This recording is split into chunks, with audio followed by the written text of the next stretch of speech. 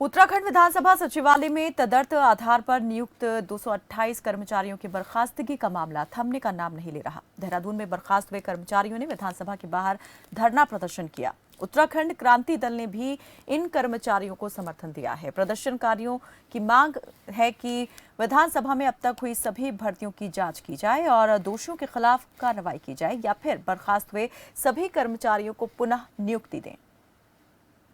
इनके कर्मचारियों के साथ हैं और इनके साथ ही नहीं बल्कि उत्तराखंड के उन तमाम कर्मचारियों के साथ है जिनके साथ जो है इस तरीके का अन्याय हो रहा है, जिसके साथ इस तरीके का दमन हो रहा है। इन कर्मचारियों को 2016 के बाद वाले जितने कर्मचारी हैं इनको बिना किसी कारण के जो है इनको निकाल करके बाहर कर दिया गया है, ये कहते हुए कि इनकी चयन प्रक्रिया गलत है। लेकिन जब विधानसभा की अभी तक कोई चयन प्रक्रिया ही नहीं बनी है तो चयन प्रक्रिया के गलत या सही होने का सबसे पहले तो कोई सवाल नहीं होता।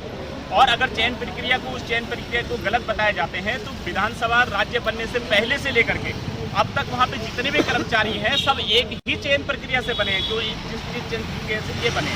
तो हमारी ये मांग है कि आपने कार्रवाई सिर्फ आधे के खिलाफ क्यों की, इसके खिलाफ इस पे या तो पूरे मामले में कार्रवाई होनी चाहिए।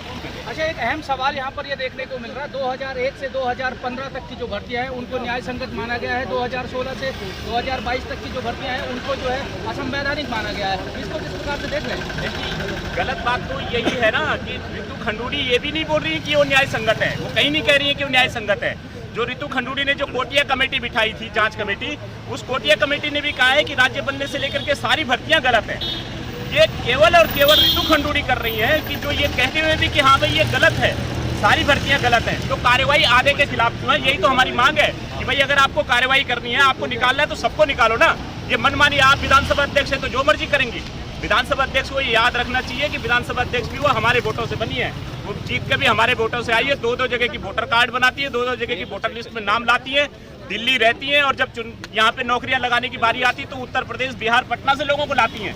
ऋतु खंडूड़ी को ये भूलना नहीं चाहिए कि वो हमसे हैं, हम उनसे नहीं है। अच्छा, आज धरना विधानसभा के बाहर चल रहा है, अगला स्टेप क्या रहने वाला है? मैं बता तो रहा हूँ कि ये तो एक सांकेतिक है, लोकतांत्रिक तरीका है।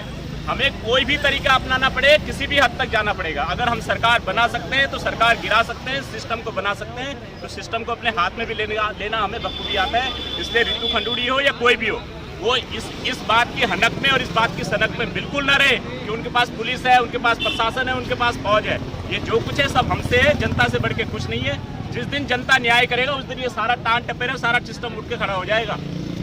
तो ये थे उत्तराखंड क्रांति दल के नेता शिव प्रसाद सेमवाल, जो कि विधानसभा से जिन लोगों की छुट्टियां हुई है, जिनको सुप्रीम कोर्ट के आदेश के बाद बाहर का रास्ता दिखाया है, उनकी लड़ाई लड़ रहे हैं। अब ये देखना होगा कि जो ये लड़ाई है ये किस ओर मोड़ लेती है। हालांकि जो बेरोजगार हैं वो न्याय संगत खुद को नहीं बता रहे हैं, क्योंकि 2001 से 2015 तक की जो भर्तियां विधानसभा में उत्तराखंड में हुई थी उनको अंदर किया है और 2016 से 2022 के बीच में जो भर्तियां हुई थी उनको बाहर का रास्ता दिखाया है। लेकिन सवाल ये उठता है कि क्या ऋतु खंडूड़ी या फिर जो विधानसभा सरकार में बैठे हुए लोग हैं, क्या इन बेरोजगारों का मुद्दा है इसका संज्ञान लेती है या नहीं। वीडियो जर्नलिस्ट राजेंद्र बडोला के साथ में कैलाश जोशी, खबर फास्ट, देहरादून।